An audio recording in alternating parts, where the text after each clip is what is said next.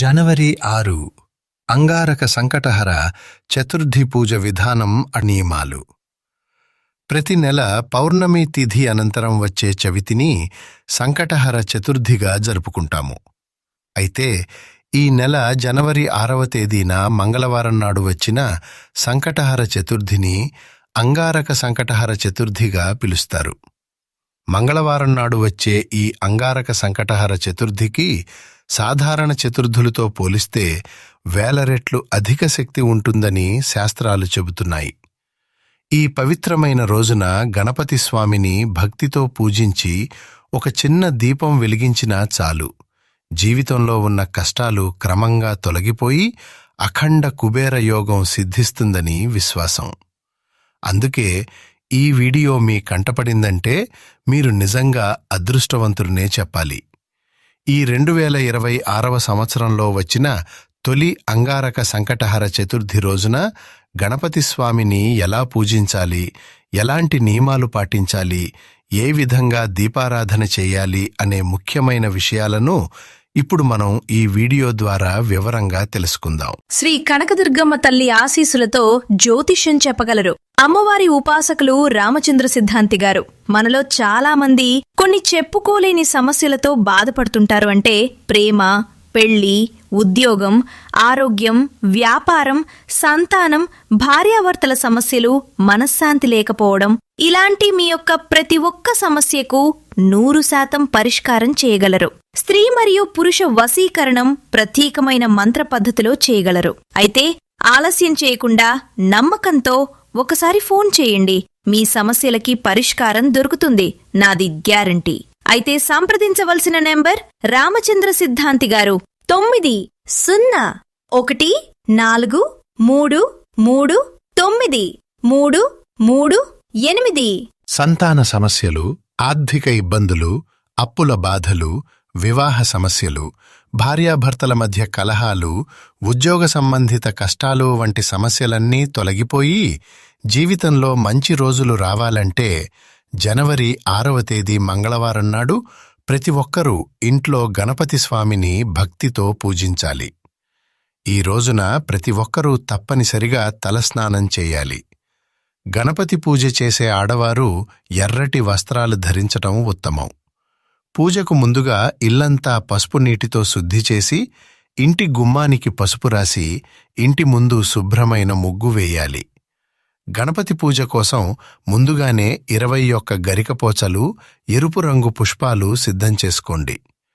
పూజ చేసే ఆడవారు కాళ్లకు పసుపు రాసుకుని కుంకుమ బొట్టు పెట్టుకుని దీపారాధన చేయాలి. ముందుగా పూజ గదిలో ముగ్గు వేసి అక్కడ ఉన్న గణపతి చిత్రపటానికి గంధం రాసి కుంకుమ బొట్లు పెట్టి ఎరుపు రంగు పుష్పాలతో గణపతిని అందంగా అలంకరించాలి. అలాగే అక్షింతలు కూడా సిద్ధంచుకోండి. ముఖ్యంగా ఎర్ర మందార పూలతో గణపతిని పూజిస్తే పూజా ఫలితం రెట్టింపవుతుందని శాస్త్రాలు చెబుతున్నాయి. గణపతి చిత్రపటానికి గరికమాల వేసి నమస్కారం చేసుకోవాలి. గరికమాల వేయలేనివారు కనీసం 21 గరిక ఆకులను గణపతి ముందు సమర్పించాలి. గరికతో వినాయకుడిని పూజిస్తే ఎలాంటి కోరికైనా త్వరగా నెరవేరుతుందని విశ్వాసం. ఈ విధంగా గణపతిని అలంకరించిన తర్వాత గణపతి ముందు ఆవు నెయ్యితో లేదా కొబ్బరి నూనెతో దీపారాధన చేయాలి. గణపతి ముందు తప్పనిసరిగా 2 దీపాలు వెలిగించాలి. పూజలో గణపతికి నైవేద్యంగా 21 ఉండ్రాళ్లు సమర్పించటం ఎంతో శుభప్రదం. అంగారక సంకటహర చతుర్థి పూజలో అత్యంత ముఖ్యమైనది ముడుపు కట్టడం. ఈ రోజున కట్టే ముడుపుకు అపారమైన దైవశక్తి ఉంటుంది. ఒక చిన్న ముడుపు కట్టి గణపతి స్వామిని మనస్ఫూర్తిగా కోరుకుంటే కోరిన కోరిక త్వరగా నెరవేరుతుందని నమ్మకం. ముడుపు కట్టే ముందు మీ మనసులో ఉన్న కోరికను స్వామికి స్వామివారికి చెప్పుకొని భక్తితో నమస్కారం చేసుకోవాలి. ముడుపు కట్టే విధానం ఇలా ఉంటుంది. ముందుగా ఒక ఎర్రటి వస్త్రం తీసుకోండి. ఆ వస్త్రానికి 4 వైపులా పసుపు రాసి కుంకుమ బొట్లు పెట్టండి.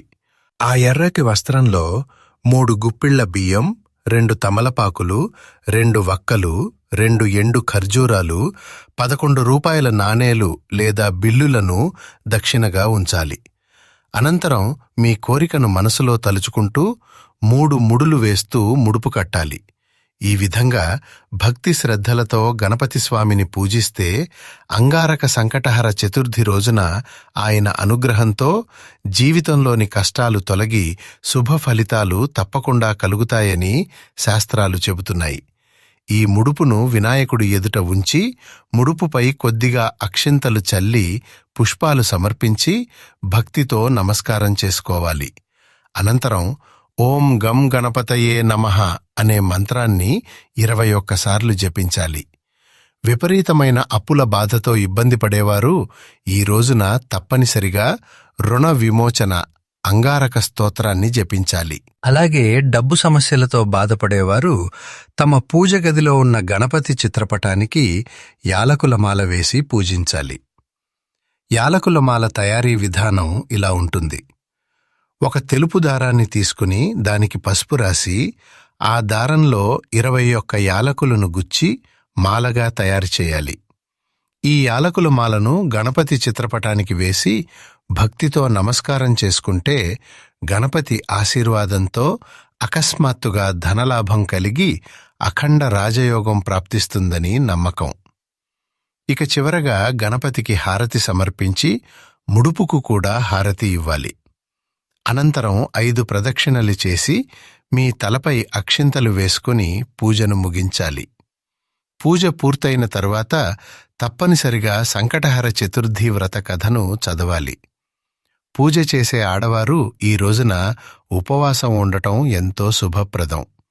ఈ ఒక్కరోజు ఉపవాసం ఉంటే కుటుంబం మొత్తానికి అనేక శుభ ఫలితాలు కలుగుతాయని శాస్త్రాలు చెబుతున్నాయి.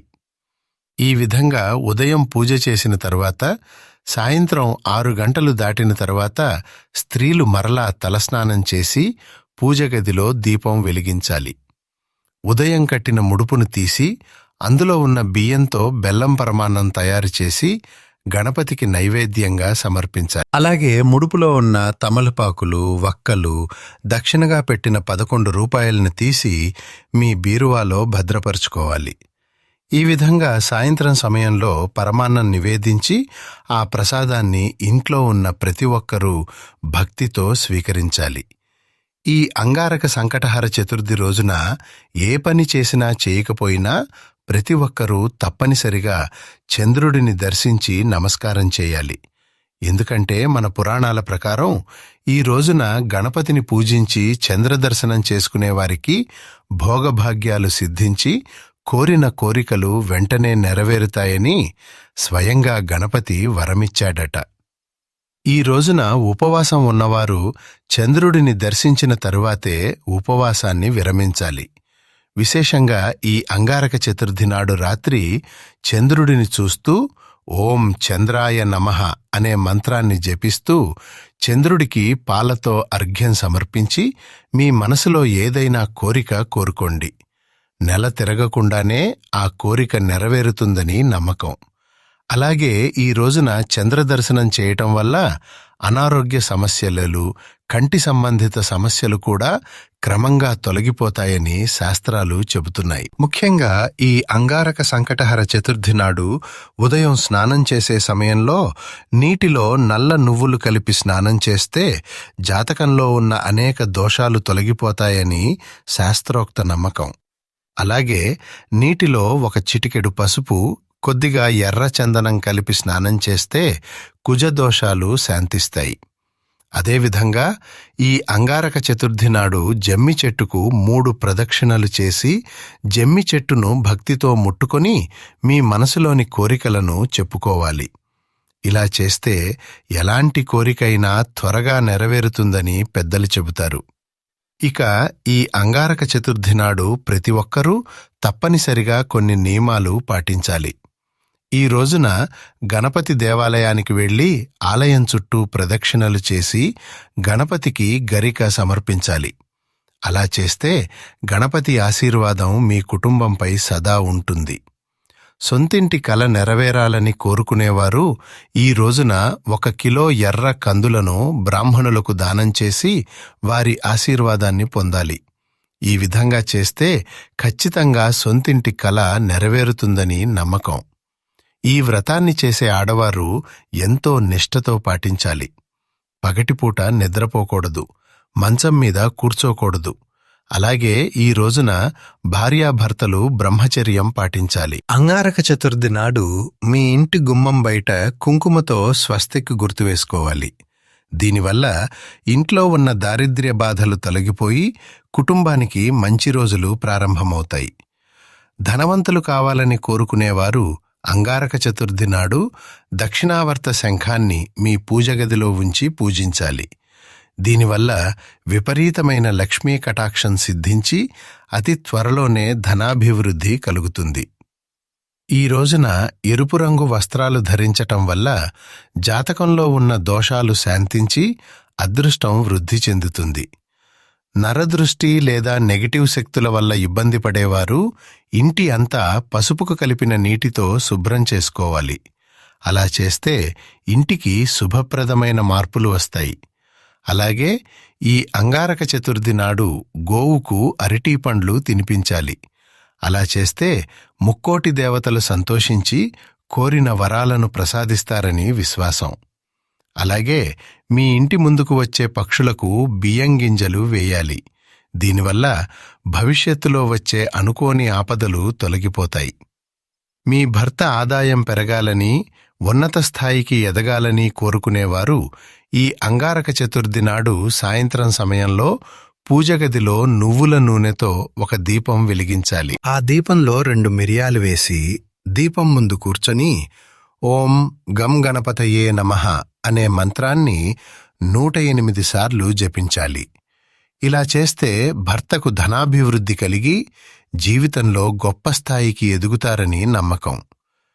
ఇక ఉద్యోగ ప్రయత్నాలు చేస్తున్నవారు ఈ అంగారక చతుర్థి నాడు గణపతి ఆలయానికి వెళ్లి గణపతికి జమ్మి ఆకులు సమర్పించాలి. తప్పకుండా ఉద్యోగ ప్రాప్తి కలుగుతుందని శాస్త్రాలు చెబుతున్నాయి. ఈ విధంగా భక్తితో అంగారక చతుర్థి నాడు గణపతిని పూజిస్తే అన్ని కష్టాలు తొలగిపోయి కోరుకున్న కోరికలన్నీ నెరవేరుతాయి. ఈ వీడియోలో చెప్పిన విషయాలన్నీ మా సొంత అభిప్రాయాలు కావు. పండితుల ఉపదేశాల ద్వారా, పురాణ గ్రంథాలు, ధర్మశాస్త్రాలు, పెద్దల మాటలు, భక్తి గ్రంథాల ఆధారంగా మేము సేకరించిన సమాచారం మాత్రమే. ఇవన్నీ తప్పనిసరిగా చెయ్యాలి అని మేము ఎవరిపైన కూడా బలవంతం చేయటం లేదు. ప్రతి ఒక్కరి నమ్మకం, విశ్వాసం, ఆచారం వ్యక్తిగతమైనవే. ఎవరి విశ్వాసానికి అనుగుణంగా వారు అనుసరించవచ్చు లేదా అనుసరించకపోవచ్చు. ఈ వీడియో ఉద్దేశం భక్తి భావనను పంచడం మాత్రమే. ఎవరి మనసుకు నచ్చితే స్వీకరించండి, నచ్చకపోతే గౌరవంగా వదిలేయండి. భగవంతుడిపై భక్తి, నమ్మకం ఉన్న చోట శుభ ఫలితాలు తప్పక కలుగుతాయని మన పెద్దల నమ్మకం. ఈ వీడియో గనుక మీకు నచ్చినట్లయితే ప్లీజ్ లైక్ చేసి మీ ఫ్రెండ్స్కి షేర్ చేయండి. అలాగే మా కొత్త వీడియోస్ మీకు వెంటనే చేరాలంటే మా ఛానల్ని సబ్స్క్రైబ్ చేసుకుని పక్కనే ఉన్నటువంటి బెల్ ఐకాన్ని ప్రెస్ చేయండి. ధన్యవాదములు.